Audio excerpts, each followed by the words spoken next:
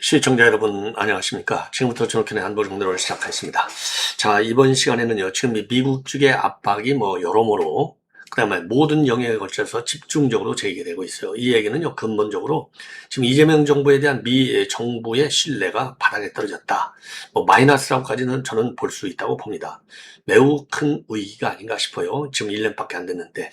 자, 그래서 이번에 제가 보도해드리고 싶은 얘기는 이제 트럼프 대통령마저도 반도체 호남에다만 800도 추자고 미국이 하나도 안 해? 한번 두고 보자. 딱 이거예요. 강한 지금 경고의 압박 메시지가 날라오고 있어요. 자, 그 다음에 지금 이제 그다음에는 이제 우리 국내 정치권 뉴스인데, 우선 지금 경찰 권력의 비대화. 지금 이 우려가 지금 하늘을 찌르고 있죠. 자, 장미란 사건 때문에도 더 커지고 있어요. 자, 이미 여러 차례에 걸쳐서 지금 검찰의 보안 수사권을 폐지하느냐 마느냐 할 적에 과연 경찰이 형사사건을 제대로 처리할 수 있겠느냐, 여기에 대한 의심이 워낙 컸습니다. 자, 그래서 이 보안 수사권 폐지는 안 된다라고 하는 우리 야권의 강한 반대도 불구하고 결국은 민주당이 앞장서서 처리를 했어요. 이재명마저도 민주당한테 묵살을 당했습니다. 자, 그랬더니만 그 직후로요, 전후로 해서 경찰의 수사에 정말 얼마나 정말 민감한 이런 허점이 있는지 만천하에 드러난 거예요. 그랬더니 오늘 국무회의 모두 발언에서 이재명이가 경찰 권력을 견제해야 된다. 강하게 지시를 내렸습니다. 아주 구체적으로 총리실에서 관련 기구를 만들어서 경찰 개혁 방안을 강구하라. 이렇게 지시를 내렸어요. 자, 그러다 보니까 지금 경찰이 이제 난리가 난 것이죠. 그래서 요 관련 내용을 여러분께 전해드리도록 하겠고, 자, 그 다음에는요, 지금 시종일관 말이죠. 민주당의 8.17 전당대회 직전서부터 유시민이가 아주 깨놓고 이재명 정권을 날리고 있어요. 이재명을 날리고 민주당을 날리는 거죠. 쉽게 얘기해서 이미 총선 필패론, 대선 필패론을 제기한 장본인이 유시민입니다. 자, 그래서 지금은 말이죠, 또 지금 장인수 저널리스트라고 하는 좌파 유튜브에 나와가지고 오만 방자한 권력이다. 아주 직격탄을 날리고 있어요. 자, 그래서 요 내용도 여러분께 말씀을 드리도록 하겠습니다. 그리고 굉장히 참 유감스러운 사원인데, 이진수 의원에 대한 징계 촉구 결의안이요 말이죠. 징계를 촉구하는 결의안이요. 징계 결의안이 아니고 징계 결의안보다 한 단계 낮은 징계 촉구 결의안입니다. 이거는 그만큼 이제 여론을 신경 쓰겠다는 거죠. 여론을 봐가면서 꼬리를 빼든가 아니면 밀고 나가든가. 자, 그래서 바로 징계안을 내기에는 자기네들도 이제 부담이 따른다는 걸 아는 거예요. 그래서 징계 다음에 촉구 결의안. 국회 운영위원회에서 일방적으로 국민의힘이 지금 퇴장한 가운데 가결시켰습니다. 자, 그래서 요 내용도 여러분께 전해드리도록 하겠습니다. 자, 시청자 여러분 말이죠. 제 방송 구독, 좋아요, 그리고 알람 설정을 부탁드리고, 여러분들께서도 말이죠. 지금 이재명 정권이 흔들흔들해요.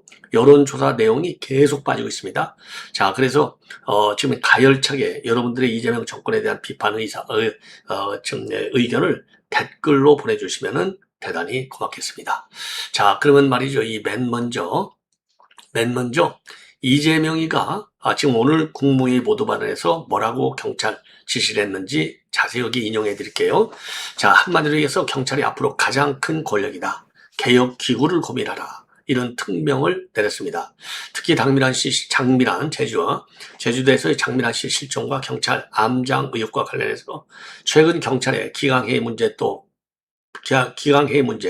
또 치안 문제에서 무책임 등 문제들이 심각하게 대두되고 있다. 그러면서 경찰 개혁을 강도 높게 주문했어요. 권한의 크기만큼 책임도 강화해야 된다. 지금 경찰이 아마 국가기구 중에서 앞으로 가장 큰 권력을 행사하게 될 것 같다. 그에 따른 우리 국민들의 우려가 매우 크다. 그러면서요, 큰 권한을, 그 책임을 충분히 이행할 만한가에 대해서 의구심이 생기기 때문에 앞으로 경찰을 어떻게 개혁할지 경찰 개혁기구에 대한 고민을 해주기를 바란다. 자, 그래서 총리한테요, 한성수기한테 총리실에서 나서서 일단 어떤 방식으로 해나갈지부터 국민들의 광범한 의견 수렴을 하고 방안을 구상해달라. 이렇게 지시를 했어요. 자, 그리고요, 경찰 조직에 대해서도 심층 진단과 문제 해결을 촉구를 했습니다. 사실 그 경찰들의 이 문제는 어제 오늘의 일이 아니다. 워낙 숫자가 많다 보니까 가지 많은 나무에 바람 잘 날 없다고 여러 군데에서 이런 문제들이 생겨날 수 있다. 그 문제들을 최소화하기 위한 노력도 끊임없이 계속돼야 되겠고 또 그와 같은 문제를 해결하기 위한 시스템 정비도 필요하다. 이렇게 진단을 했어요. 자, 그래서 경찰은요, 상명하복에 매우 중요한 국가기관 조직인데 지휘 책임이라고 하는 게 매우 중요하다. 담당자 일선 직원들의 잘못이 있다고 하면 일선 직원의 문책만으로 끝나면 과연 지휘 체계가 무엇 때문에 필요하냐? 이렇게 질책을 했습니다. 지휘를 할 권한도 있지만 또 한편으로 그 권한에 상응하는 책임을 당연히 져야 한다. 그래야 평소에 조직 관리가 제대로 될 것이다. 이런 입장을 내놨습니다. 예.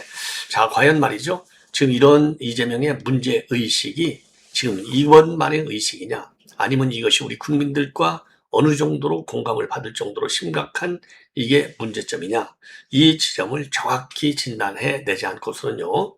지금 이제 문제가 굉장히 심각해질 수 있다. 이게 우리 국민 대다수들의 지금 이제 여론이 되겠어요. 자, 우선요. 지금 이제 검경수사 조정권, 이거 좌파 정부만 들었으면 난리를 쳐갖고 하는 게 검경수사 조정권이지, 말이 조정권이죠. 검찰의 권력을 빼다가 전부 경찰에 주는 게 검경수사권의 조정. 검경수사권의 조정 하다가 결국은 검찰의 보안수사권마저도 완전히 빼버렸잖아요. 자, 그러니까 이제 경찰이 수사하고 경찰이 끝내는 거예요. 거의 다, 대부분이. 자, 그런데다가 문재인 정권 때는 말이죠. 검경수사권의 조정에다가 문재인 정권에서는 아예 국가정보원의 간첩수사권, 즉 대공수사권마저도 완전히 박탈해버렸어요. 그래서 경찰한테 넘겨줬어요. 자, 그러니까 이제 검찰로부터의 완전한 해방이 경찰이고 국정원의 대공수사권으로부터의 완전한 해방이 경찰입니다. 그러니까 이제 대공수사권까지 전부 다 가지고 있으니까 경찰이요, 대한민국 최고의 국가 권력기관이 된 거예요. 예. 자, 아무리 국정원에 이제 이 대공 수사에 있어서 문제점이 있다 손 치더라도, 그리고 검찰의 수사 과정에서 문제점이 있다 하더라도 문제점을 양 기관에 치유하는 게 아니라 아예 그 권한을 뺏어버리다가 지금 경찰에 줬다. 자, 그리고 이제 그러니 경찰의 비대한 권력을 이제 행사하는 것만 남은 거 아니겠습니까? 자, 그런데다가 이제 정보 활동도 말이죠. 예를 들어서 국가정보원의 경우에는 대한민국에게 유일한 종합국가정보기관인데 말로만 국가종합정보기관이지 일선 현장에서의 정보 활동은 사실상 죽은 거나 마찬가지잖아요. 출입처 조정을 아예 빼버렸지 않습니까? 자, 접촉이 없는 인간 정보 활동이 있을 수가 있어요? 휴민트라고 하는 것이 정보 활동에서는 기본의 기본이에요. 이거를 지금 못하게 막아놓고 정보 활동을 하는 거 아니에요? 자, 그러면 모든 정보기관에 똑같은 잣대를 대야 될 거 아니겠습니까? 그러나 경찰의 경우에는요, 마음대로 어느 기관, 자기 출입기관에 들락거릴 수 있어요. 얼마든지. 아니, 정보 형사들이 쫙 걸려있지 않습니까? 예? 기관, 정부기관, 그 다음에 민간 기업에까지. 자, 이런 걸 보면 무소불위의 정보 활동도 경찰은 가능하지만은 종합정보기관인 국가정보원은 이 필요한, 그러죠, 일선의 휴인트 정보 활동마저도 전부 차단돼 있어요. 그러니까 정보력의 족점, 수사력의 독점, 이게 지금 대한민국 경찰이 비대한 현장이 되겠습니다. 자, 그래서 이재명의 이 지시는요, 늦은 감이 있는 게 아니라, 늦고 빠르의 문제가 아니라 민주당이 권력기관의 역할 분담을 잘못했다. 근본적으로 집을 잘못 졌다. 이게 저의 결론입니다. 자, 그래서 이제 경찰이 말이죠. 국정원이 대공수사, 경찰이 검찰의 수사, 여기에서 얼마만큼 문제가 있었을까? 요거를 저희들이 정치적으로 재단해놓고 경찰에다가 권력을 다 줘놓고서 이제 와서 경찰을 개혁해야 된다. 웃기고 앉아 있는 것이죠. 예. 자, 이렇게 해서 이제 대통령이 지시하고 나니까 지금 민주당의 원내대표도 경찰은 뼈를 깎는 쇄신으로 국민 신뢰를 회복해야 한다. 경찰 조직에 대한 전면적 쇄신 방안을 마련하고 국민이 신뢰할 수 있는 수사체계를 만드는데 끝까지 책임을 다하겠다. 그리고 제주에서 실종됐던 장민아 씨가 끝내 숨진 채 발견됐다. 고인의 명복을 빌며 그 충격과 슬픔에 빠진 유가족과 제주도민께 깊은 위로의 말씀을 드린다. 경찰의 수사 역량과 조직기강을 의심하게 하는 참담한 사건이 또다시 벌어졌다. 경찰은 지금 국민 신뢰를 회복할 수 있을지 가르는 마지막 시험대에 서 있다. 경찰의 잘못은 냉정하게 밝히고 책임은 엄정하게 묻겠다. 자, 이게 여권의 반응이고요. 그리고 이제 우리 국민의힘에서는요, 박성훈 수석 대변인이 개인의 일탈을 넘어 국가 치안 시스템의 총체적 붕괴이자 국민의 생명을 내팽개친 치안 참극이다. 검찰 보안 수사권 폐지를 끝내 강행한다면 그로 인해 초래될 치안 공백과 국민 피해에 대한 정치적 책임은 이재명 정부와 민주당이 온전히 져야 할 것이다. 이런 입장을 내놓고 있어요. 예. 자, 그래서 이 정도로 이제 요 말씀은 이제 마무리를 하고요. 자, 이어지는 방송에서는요, 지금 유시민과 관련된 내용, 요거를 먼저 말씀을 드리겠습니다. 자, 유시민의 이런 발언 내용 굉장히 의미가 심장하다. 이렇게 말씀드리지 않을 수 없어요. 예. 자, 그래서 유시민의 요 발언 내용을 말이죠. 이재명을 갖다가 이제 오만한 권력자라고 직격탄을 날리고 있어요. 예. 자, 오만한, 굉장히, 그것도요, 그냥 오만한 게 아니라 굉장히 오만한 권력자. 그래서 유시민은요, 이재명 정부가 진보 진영 결집력을 스스로 무너뜨리고 있고, 이는 비극적 결과로 이어질 것이다. 라고 경고하고, 8.17 빈장 전당대회에서 이재명의 김민석 지지 행위를 갖다가 공화정 정신에 어긋난다면서 왕정, 귀족정으로의 퇴행이라고 비판하고 있습니다. 그리고 민주당을 마시간 정당이라고 표현하면서 김남국의 전략 공천과 청와대 출신 인사 기용을 비정상적 사례로 지적하고 있고요. 강훈씨가 얘기하고 있는 제3의 길 발언과 관련해서 한심한 훈계다. 국회의원 160명을 모아 훈계하는 행위를 강하게 비판하고 있습니다. 예. 자, 그래서 지금 이제 장인수 저널리스트라고 하는 좌파 유튜브에 나와가지고요. 이재명, 지금 대통령의 모습은 권력자의 모습이다. 그것도 굉장히 오만한 권력자다. 이재명은 내란 극복 정치연합으로 모든 진보개혁 진영을 다 결집해 49%를 얻었다. 이걸 지금까지 스스로 해체해왔다. 그러면서 말이죠. 윤석열 정권 당시 이준석을 쫓아내고 뭐하는 과정을 보면서 자기 집권 기반을 스스로 해체하고 있기 때문에 조만간 비극적 결과를 맞을 것이다. 이렇게 경고하고 이재명 정부도 반명도 해체돼서 굉장히 불안정한 국면으로 가는 것이다. 그리고 8.17 민주당 전당대회 관련해서는요. 대통령이 여당 대표를 자신이 픽해서 단서시키려고 하는 것은 왕정, 귀족적으로 가는 것이다. 당원은 굉장히 괴로운 선택을 강요당한 것이다. 이렇게 비판하고 있습니다. 이 얘기는요. 지금 이제 초대 총리를 지냈던 김민석이가 당 대표가 된 것을 지금 비판하고 있는 거나 마찬가지가 되겠습니다. 자, 그래서 전대에서 확인된 것은 민주당은 절반을 잃은 것이다. 왜냐? 지금 정청래가 45% 받았잖아요. 그거를 직격하는 거예요. 이건 대통령에게 굉장히 치명적인데 왜 이런 일을 스스로 하는지 모르겠다. 그러면서 우리가 세운 정부니까 잘 되기를 바라는 마음이라면서도 전당대회 기간 이재명이가 김민석 후보를 지지했다는 주장에 대해서는 공화정 정신에 어긋나는 것이다. 이렇게 비판하고요. 그리고 이번 6월 재보궐선거에서 당선된 김남국과 관련해서 민주당을 마시간 정당이라고 지금 폄하하고 있습니다. 그래서 유시민은요, 명픽은 그냥 전략 공천 주는구나. 청와대 사표냈는데 나오자마자 당 대변인 시키고 지방선거 전략 공천을 줬다. 김남준 얘기하는 거죠. 예, 개항을 내가 아는 민주당에선 정상적 상황에서 일어날 수는 없는 일이다. 그러면서요. 투표층의 54% 정도는 대통령이 픽한 사람을 당선시켜 주되 최고위원 3명을 포함해서 46%는 비주류를 살려놓은 것이다. 정청래가 되긴 어렵다고 봤다고 말을 하고 있습니다. 자, 이렇게 되니 당연히 정청래가 어려울 수 있다고 보는 거죠. 그리고 강훈 씨가 지난달에 말이죠. 당 워크숍에서 제3의 길을 언급했어요. 이걸 가지고 되먹지도 못한 짓이다. 직격탄을 날리고 있어요. 예, 그래서 국회의원 160명 모아 되지도 않는 훈계를 하고 그러나 강 실장이 그 정도 할 수 있는 이데올로그도 아니다. 정말 한심하다. 예. 자, 이렇게 비판하고 있습니다. 자, 이러다 보니까요, 이 박홍근이가 지금 발끈을 했어요. 박홍근. 그래서 함께 판 우물에 침을 뱉지 말자.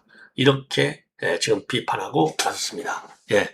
자, 그래서 이러한 유시민의 발언을 갖다가 허무맹랑한 억측과 저주다. 이렇게 규정하고 이재명을 윤석열의 빗댄 비교를 강하게 반박하고 있습니다. 박홍근이가 기획예산처 장관이죠. 그래서 박홍근은요, 유시민이가 이재명 정부 탄생에 기여한 인물임을 인정하지만 현 상황에 앙심을 품고 있다고 지적하면서 무분별한 비난 자제를 촉구하고 있어요. 자, 그러면서 박홍근은요, 함께 판 우물에 침을 뱉지 말아야 한다면서 민주 진보 진영의 분열을 경계하는 입장을 분명히 했습니다. 자, 그런데요, 이제 박홍근이가 이제 기재부 장관인데, 기획예산처 장관인데, 할 일이 한마디로 해서 들을 게 없는가 봐요. 아니, 기재부 장관이라는 자리하고 지금 유시민이가 얘기한 거하고 무슨 관계가 있는 거예요? 야, 이런 얼빠진 인간을 갖다가, 야, 기가 막히죠? 그러니까 용비어천가 한 불러줘야 될 거 아니에요. 이런 무능한 인간을 기획예산처 장관을 실어줬으니, 예. 자, 그래서 이 박홍근이가 SNS에 올린 글을 그대로 여러분께 인용해 드리겠는데요. 유시민 작가께서 2시간을 넘는 유튜브 방송을 통해서 이재명에게 날선 비수들을 폭포수같이 쏟아냈다. 가장 뜨겁했던 지점은 이재명을 내란 숙의 윤석열에 빗댄 것이다. 그 다음에 유시민이가 윤석열처럼 이 대통령도 집권의 기반을 스스로 해체하고 있고 치명적이라고 말한다. 윤석열처럼 치권하는 사람을 곁에 두지 않는다고 했다. 허무맹랑한 억측과 저주다. 매우 모욕적인 비난이다. 그러면서요, 이재명 정부 탄생에 유 작가의 공을 부정할 수는 없다. 그러면서도 그러나 그 공의 크기를 스스로 과도하게 평가한 나머지 뜻대로 되지 않는 현 상황에 앙심을 푼 것 아니냐. 그러면서 이재명의 국정운영 방식이 유 작가 개인의 철학과 맞지 않을 수도 있다. 이 대통령과의 개인적 연이 모종의 계기로 멀어질 수도 있다. 그렇다고 해서 이렇게 마구잡이로 저주를 퍼부어서는 안 된다. 마구잡이로 저주를 퍼붓지 못하게 저 국가 운영을 정상적으로 하면 되지. 박홍근 너나 똑바로 해. 야, 이런 무식한 인간이 말이죠. 불과 1년이 지난 정부다. 유 작가님도 함께 판 우물이다. 그 우물이 마음에 안 든다고 침을 뱉어서야 되겠느냐. 더 이상 파괴적인 언행으로 민주 진보 진영을 갈라놓지 않기만을 바랄 뿐이다. 예. 이렇게 비판하고 있어요. 예. 자, 그래서 유시민이는 그동안요, 이재명을 계속해서 비판해 오고 있어요. 그래서 최근에 이재명마저도 지금 이 유시민을 비판했지 않습니까? 거기에 대해서 이재명의 비평, 이거는 유시민, 나를 자폭 테러범으로 취급하는 것이다. 아주 기분이 참 처참하다, 이렇게까지 반격을 가한 게 바로 유시민이 되겠습니다. 예. 자, 그 다음에 이진숙 징계와 관련해서 말씀을 드리겠습니다. 이진숙 징계. 자, 이진숙 징계는요, 국회 운영위에서 징계 촉구 결의안이에요. 국회의원 운영위원회에서 말이죠. 예, 여당 단독으로 처리했어요. 자, 운영위가 오늘 오전 전체위원회에서 국회의원 이진숙 제명 촉구 결의안을 무기명 투표에 붙여서 17표 중 17표로 가결이 됐습니다. 우리 국민의힘 의원들은요, 전혀 회의에 참석하지 않았어요.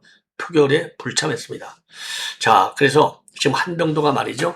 결의안이 국회법상 20일의 숙려기간을 채우지 않았지만은 위원회 의결을 통해서 숙려기간을 생략한 뒤에 결의안을 직권 상정했다. 이렇게 밝히고 여야 간사 협의를 거듭 요청했지만 끝내 이루어지지 않았고 협의가 안 됐다고 아무 일도 하지 않으면 그것은 직무유기다. 국회법이 정한 절차에 따라서 위원장으로서 이 일을 하겠다라고 밝히고 있습니다. 자, 이게 뭐냐면 이진숙 의원이요, 지난 13일 날 국회에서 5.18 민주화운동의 재조명 포럼을 열었잖아요. 그래서 5.18을 소요 사태라고 표현하거나 전두환 대통령의 책임에 의문을 제기하는 취지의 발언이 나와서 논란이 되고 있다. 이거 아니겠습니까? 자, 그래서 13일 날 했는데 바로 그 다음날 소속 의원 전원목의로 이진숙의 제명 촉구 결의안을 제출을 했어요. 예, 거기에 따라서 오늘 여기 이제 정리가 된 겁니다. 자, 그래서 말이죠. 지금 오늘 또 지금 한병두는요, 5.18은 국가가 판단을 끝낸 역사다. 그러면서 지금 대법원은 1997년 신군부의 행위를 내란죄로 확정했고 국회는 특별법을 만들어서 5.18을 민주화운동으로 공식 인정했다. 역사를 부정하는 사람이 그 역사 위에 세워진 국회에 앉아있을 수는 없다. 자, 그래서 징계에 들어간다. 이렇게 지금 입장을 내놨고요. 김한규 민주당 의원도 단순히 제명 촉구 결의를 하는 것만으로는 부족하다. 국회가 신속히 윤리위를 구성해서 이진숙 징계안을 심의하고 가장 중요한 징계 조치를 해야 된다. 자, 이렇게 얘기를 했습니다. 그리고 한병도도요, 이어서 즉각 윤리특위가 구성될 수 있도록 강력히 추진하겠고 윤리특위를 통해 반드시 단죄하고 이 문제를 유야무야 넘어가지 않겠다. 예. 이런 입장을 네, 맞습니다. 자, 그런데 이제 국회의원을 제적하려면요, 3분의 2 이상의 찬성이 필요해요. 자, 그래서 우리 국민님이 결의안 표결에 참여하지 않으면 사실상 이거는 제명이 불가능한 겁니다. 자, 그래서 정치적인 정치적인 상징성 측면에서 지금 이진수 위원장의 제명 촉구 결의안을 지금 통과시키고 난리를 치는 것이 아니냐. 자, 이런 비판을 하지 않을 수 없습니다. 예. 자, 이번에는요, 트럼프 대통령의 입장문이 되겠습니다. 자, 그래서 지금 말이죠. 이 트럼프 대통령과 관련해서 지금 반도체를 미국에 지어달라 이거예요. 지금 그래서 오늘요, 조선일보가 단독으로 보도하고 있어요. 자, 미국이 호남 반도체를 언급하면서 공장을 지어달라. 대놓고 압박을 하고 있다라는 보도가 되겠습니다. 자, 그래서 미국 정부가요, 한국 정부의 현지 메모리 반도체 생산시설 투자, 그리고 물량 공급을 요구하면서 대미 투자 압박을 강화하고 있는데, 미 측은요, 한국 정부의 800조 원 규모의 호남 반도체 클러스터 추진을 계기로 국내 투자 우선순위에 대한 불만을 비공식적으로 표명한 것으로 알려지고 있습니다. 자, 그래서 우리 정부는요, 미 측의 반도체 투자 요구가 지난해 체결한 $3,500 대미 투자 합의와는 별개다 강조하고 9월 중에 1호 프로젝트 발표를 예고하고 있어요.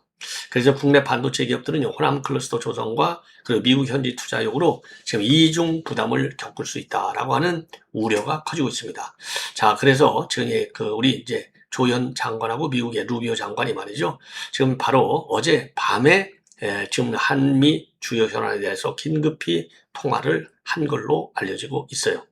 자, 그래서 이런 문제 때문에 말이죠. 지금 미국에서의 압박은요, 지금 백악관은 백악관대로, 그 다음에 국무부는 국무부대로, 그리고 미 의회는 의회대로, 쿠팡과 그 다음에 이 반도체에 대한 압박까지 정말, 뭐라 그럴까요? 사방이 지금 압박 국면으로 되어 있습니다. 사방이. 예, 그래서 요거는요, 지금 그만큼 대미 외교의 실패의 반증이 아니냐. 자, 이렇게 판단이 되는 대목이 되겠습니다. 자, 이번에는요, 지금 이제 홍준표가 이재명이를 직격하고 있어요. 홍준표. 자, 그래서 지금 이 얘기는 바로 뭐냐? 지금 이재명 정권이 홍준표를 탈탈 털고 있다고 합니다. 자, 그래서 SNS에 글을 올렸어요. 참다 더 이상 가만둘 수 없어서 한마디 한다. 문재인 정권 당시 1년 6개월 동안 내 아들, 집사람, 하물며 며느리까지 샅샅이 조사를 당한 일이 있었다. 1년 6개월 동안 아무리 조사를 해봐도 나오는 게 없으니 나중에 실세를 시켜 미안하다고 사과하고 끝낸 일이 있었다. 지금 이재명 정권 들어와서 1년 동안 내 뒷조사를 하면서 최근에 집사람 전화기 털고 2021년도 10월 대선 경선 때 2025년 4월 대구시장 선거 때까지 내 선거 비용을 샅샅이 훑어 조사하고 있다. 가공 거래를 하면서 비자금을 만들었다는 거다. 선거 때마다 선관위 실사로 인정된 금액을 가공 거래로 보전받았다고 하는 한 사람의 앙심에 찬 거짓대보로 당시 자원봉사했던 사람들을 죄다 출국 금지하고 매일같이 불러 괴롭히고 있다. 홍준표를 불면 봐준다는 거다. 꼭 하는 짓이 한동훈이 양승태 대법원장, 이재용 삼성회장 수사할 때 하고 똑같다. 한동훈이 기소한 양승태 48개 중 사소한 1개를 빼고 47개가 무죄가 났고 이재용 회장은 19개 모두 무죄가 났다. 야위한 먼지털이식 수사였다. 그런데 하는 짓이 한동훈보다도 더 저급하다. 내가 전국에 산재된 자원봉사센터를 알 리도 없고 그 사람들이 십시일반 자발적으로 돈을 모아 선거지원 운동 경비로 사용한 자금을 가공거래 비자금이라고 둔갑시켜서 홍준표를 불면 봐준다는 식의 강압수사는 참 어처구니가 없다. 명태균 관련 여론조사 사건을 수사하다가 나오는 게 없으니 또 다른 별건 수사를 하고 자행하고 있는데 이게 청와대의 지시인가? 날 잡아 출세해보겠다고 출세에 눈이 먼 대구경찰청장의 독단인가? 대구시장할 때 대구경찰청장하고 사이가 굉장히 안 좋았지 않습니까? 이재명 정부가 답할 차례다. 아무리 수사 난동을 부려도 나오는 게 없을 거다. 그만하거라. 더 이상 이런 추잡하고 치졸한 짓 하지 마라. 내 인생 그리 살지 않았다. 자, 이재명이가 지금 말이죠. 이 홍준표가 그동안에 이거 총리 가는 거 아니야? 지금 청와대 가서 밥도 얻어먹고 막걸리 한잔 했다고 난리를 치고 그랬는데 이게 만약에 지금 홍준표가 거짓말로 허위로 이런 얘기를 쓰지는 않았을 거 아니겠습니까? 그래서 지금 홍준표에 대한 지금 이재명 정부의 집중적인 이 뒷수사가 사실이라고 한다면 홍준표는 물 건너간 것이 아닌가. 자, 그래서 우파 진영으로 또 비판받고 배신자라고 그리고 현 정권으로부터도 지금 칼에 글에 등에 칼이 꽂히는 지금 그런 그 망신을 당하고 있는 것이 아니냐. 자, 그런 점에서 정말 안타까운 측면도 없지 않아 있는 것 같습니다. 홍준표답게 바른 길을 가라. 이게 지금 우리 민심이 아니겠습니까? 자, 시청자 여러분, 이렇게 해서 본 방송을 모두 마치겠습니다. 대단히 고맙습니다.